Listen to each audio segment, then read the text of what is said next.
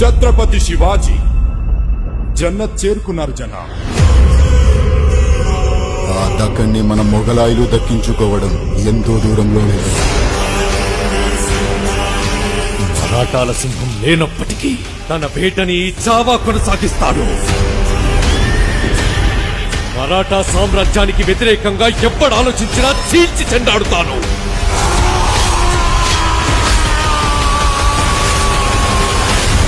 గర్జనకి లొంగకపోతే పంజావేటు తప్పదు. ఛత్రపతి సంభాజీ మహారాజ్ కీ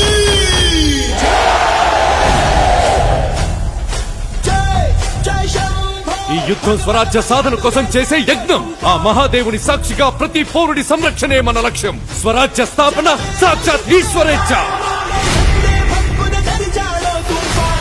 మేము ఔరంగజేబును కలవడానికి వెళ్తున్నాం. కళ్లల్లో కించిత్ చింత కూడా లేదు. భోన్స్లే వంశంలోని ప్రతి మగవారు ప్రళయంతో సమానం. పర్వతాలే అడ్డుకోలేని ధాటిని కంకర్రాలేం చేస్తారు.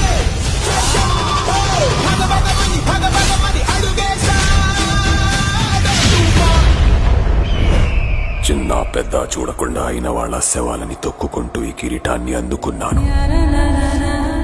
మేము మళ్ళీ ఈ కిరీటాన్ని ఆ పొగరుబోతు సంబా చావు కేకని హిందుస్థాన్ మొత్తం విన్నాకి ధరిస్తాను. కాషాయం రంగు ఎక్కడ కనిపించినా సరే ఎర్రగా మార్చి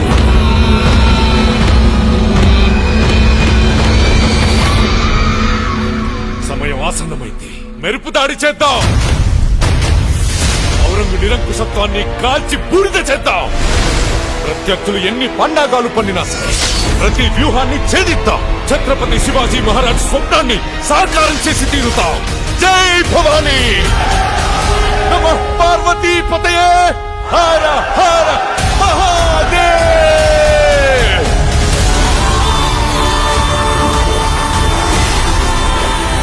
సమగ్ర మరాఠా సామ్రాజ్యంతో పాటు నేను కూడా ఎదురు చూస్తుంది ఈ రోజు కోసం. మీ నమ్మకం మాకు తోడుంటే యుద్ధం కూడా ఉత్సవమే.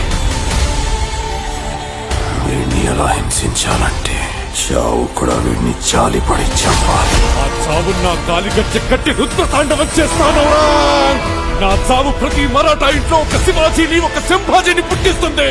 కానీ నీ చావు మొఘల్ సామ్రాజ్య పతనానికి పునాది.